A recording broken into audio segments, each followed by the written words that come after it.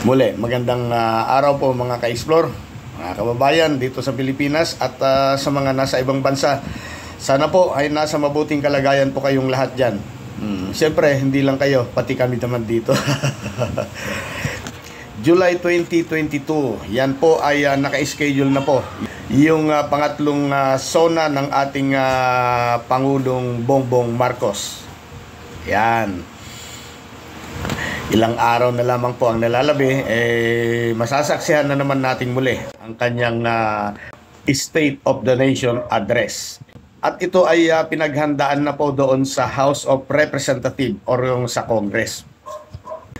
Matatanda natin mga kababayan na 2 taon na po ang nakalipas, pero tanong ko nga sa inyo, sa mga updated po noong panahon ng kampanya ni Pangulong Bongbong Marcos, saan po ba yung pinakahuling campaign rally ni BBM?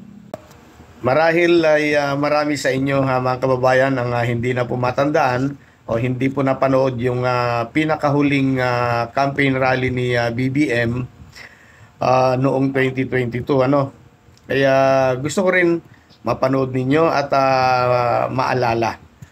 At kayo na po ang magsabi kung gaano kasaya. At ako naman sasabihin ko, ramdam na po ang tagumpay nung panahong yaon.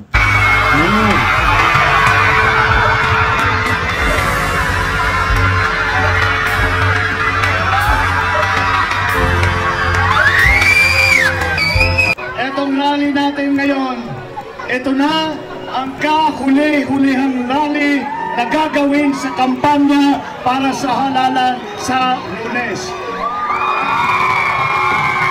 Inilit ko na dapat gawin ang last rally dito sa Isabela. Sa pagsalubong ninyo, hindi ako nagkamali sa pagpili.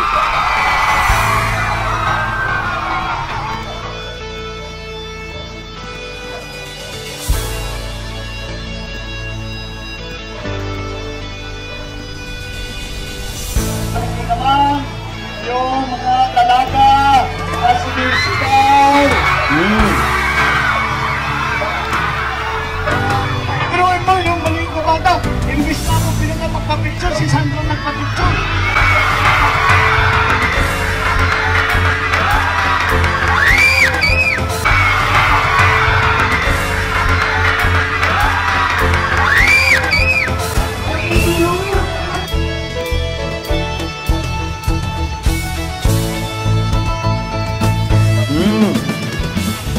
Ayun, yan po yung kahuli-huli ang campaign rally ni BBM na ginawa po or ginanap po sa Parting Norte.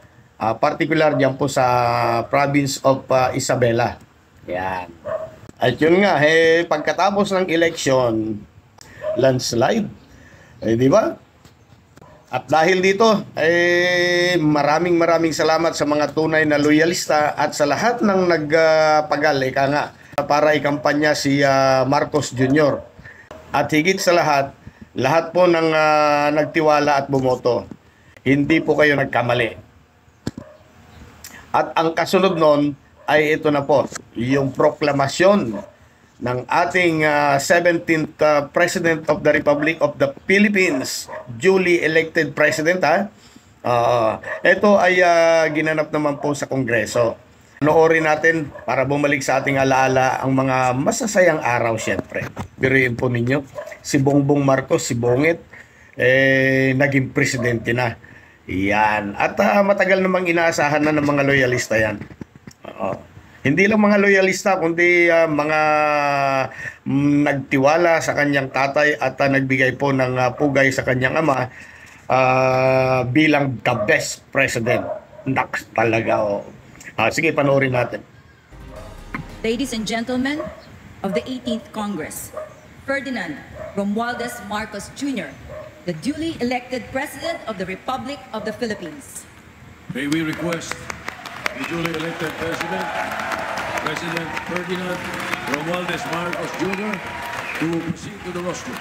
May we also request the family of the duly elected President Ferdinand Bongbong Romualdez Marcos Jr. to accompany him to the rostrum.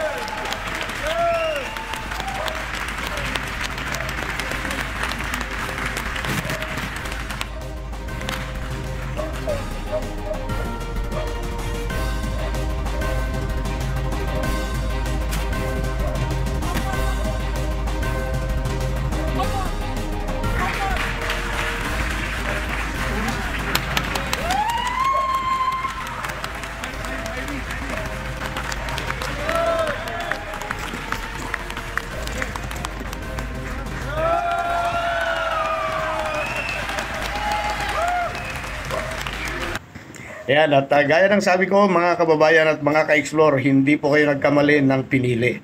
At hanggang ngayon ay tumatrabaho talaga. Sub-sub sa trabaho ang ating napakabait at napakasipag na Pangulo. Sana patuloy natin siyang suportahan at huwag natin pabayaan na ilaglag o ibagsak ng itong mga kalaban niya. Alam naman natin kung sino-sino ang mga yan. Yan po, maraming salamat sa panonood.